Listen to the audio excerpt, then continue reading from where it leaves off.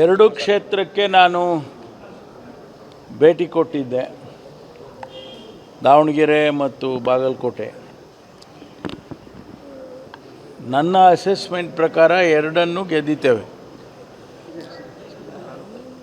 ನಾವು ಅದಕ್ಕೆ ಅನೇಕ ಕಾರಣಗಳನ್ನು ಕೊಡ್ಬೋದು. ಕಳೆದ 3 ವರ್ಷದಿಂದ ನಮ್ಮ ಸರ್ಕಾರ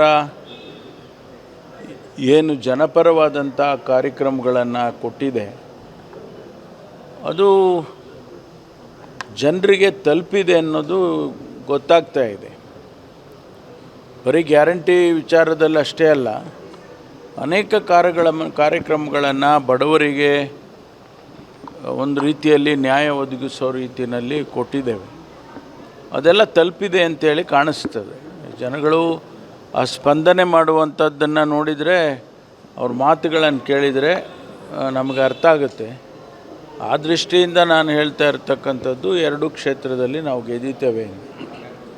ಸ್ವಾಭಾವಿಕವಾಗಿ ವಿರೋಧ ಪಕ್ಷದವರು ಇಲ್ಲ ಸಲ್ಲದ ಆಪಾದನೆಗಳನ್ನು ನಮ್ಮ ಮೇಲೆ ಮಾಡ್ತಾರೆ. ಅದರಲ್ಲೂ ಚುನಾವಣೆ ಸಂದರ್ಭದಲ್ಲಿ ಬೇರೆ ಬೇರೆ ವಿಚಾರಗಳನ್ನೆಲ್ಲ ಮಾತಾಡ್ತಾರೆ, ಸಂಬಂಧಪಟ್ಟದೇ ಇರೋದೆಲ್ಲ ನಾವು ಮಾತಾಡ್ತಾರೆ. ಆದರೆ ನಮಗಿರುವಂಥ ವಿಶ್ವಾಸ ಏನಂತ ಹೇಳಿದರೆ, ನಾವು ಕಾರ್ಯಕ್ರಮ ಕೊಡ್ತೇವೆ, ಆಡಳಿತ ಕೊಡ್ತೇವೆ ಅಂತೆಲ್ಲ ಏನು ಹೇಳಿದ್ವಲ್ಲ 23ರಲ್ಲಿ, ಅದನ್ನು ನಾವು ಮಾಡಿದ್ದೇವೆ. ಹಾಗಾಗಿ ಗೆದ್ದಿದ್ದೇವೆ ಎರಡು ಕ್ಷೇತ್ರ. ಸರ್, ಈ ಚುನಾವಣೆ ಫಲಿತಾಂಶ ಯಾರ್ದಾರು ಸ್ಥಾನ ಭದ್ರ ಮಾಡುತ್ತೋ, ಸ್ಥಾನ ಬದಲಾಯಿಸುತ್ತೋ? ಆ ರೀತಿಯ ಅಸೆಸ್ಮೆಂಟ್ ಏನಿಲ್ಲ. ದಿಕ್ಸೂಚಿ ಅಂತೂ ಏನೇ ಆಗೋದಿಲ್ಲ. ಯಾವ ದಿಕ್ಸೂಚಿ ಅಂತಲ್ಲ, ನಮಗೆ ಎರಡೂ ಕ್ಷೇತ್ರದಲ್ಲಿ ಮತ್ತು ರಾಜ್ಯದಲ್ಲಿರುವಂಥ ವಾತಾವರಣ ಇವತ್ತೇನಿದೆ ಅಂದರೆ, ನಮ್ಮ ಸರ್ಕಾರದ ಬಗ್ಗೆ ಒಳ್ಳೆಯ ವಾತಾವರಣ ಇದೆ ರಾಜ್ಯದಲ್ಲಿ. ಹಾಗಾಗಿ ನಾವು ಗೆದ್ದಲೇಬೇಕು, ಗೆದ್ದಿದ್ದೇವೆ.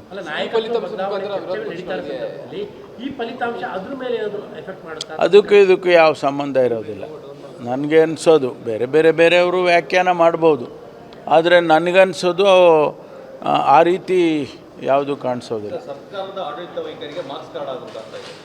ಮಾನದಂಡ ಅಲ್ಲ ಇದು. ಏನೋ ಒಂದು ನೀವು ಹೇಳ್ತಿರಲ್ಲ, ಯಾವಾಗ ನಿಮ್ಮ ಸರ್ಕಾರಕ್ಕೆ ಇದೊಂದು ಮಾನದಂಡ ಆಗುತ್ತಾ ಅಥವಾ ಮುಂದಿನ ದಿಕ್ಸೂಚಿ ಆಗುತ್ತಾ, ಹಾಗೆಲ್ಲ ಹೇಳ್ತಾ ಇರ್ತೀರಿ ನೀವು.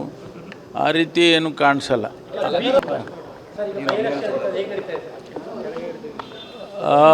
ಎರಡೂ ಕ್ಷೇತ್ರಕ್ಕೆ ನಾನು ಭೇಟಿ ಕೊಟ್ಟಿದ್ದೆ, ದಾವಣಗೆರೆ ಮತ್ತು ಬಾಗಲಕೋಟೆ. ನನ್ನ ಅಸೆಸ್ಮೆಂಟ್ ಪ್ರಕಾರ ಎರಡನ್ನೂ ಗೆದ್ದಿದ್ದೇವೆ.